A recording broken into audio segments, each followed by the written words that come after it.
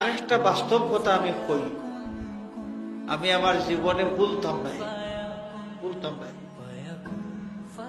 যে সময় থুড়াথুড়ি দৌড়াদৌড়ি চলাফেরা শিখলাম, এই সময় বাড়ির যাইতে দেরি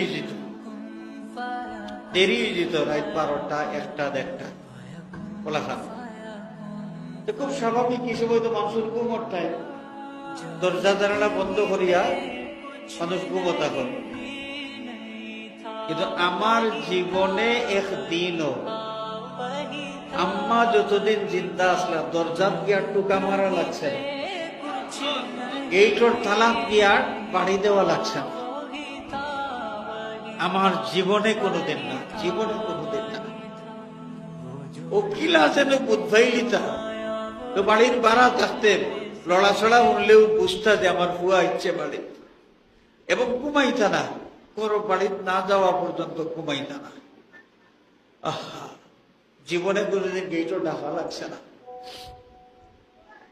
মা বাবা দুনিয়া থেকে বিদায় নিলে কি এই স্টাইল কিন্তু পাল্টে যায়। ফোন দিয়েও হজাক করা যায় না, তালাত বাড়িয়েও হজাক করা যায় না। নানি দুম্মুর ডাকাইয়া জানালাত পাড়িয়ানি লাগে। গড় ভরা মানুষ আছেন, সকল আছেন, ফুয়া বুড়ির অভাব নাই, সব আছেন। কিন্তু রাইত দেরি করি আইলে দরজা আনা ডাকে নক না করিয়া দরজা খোলার কোনো ব্যবস্থা নাই।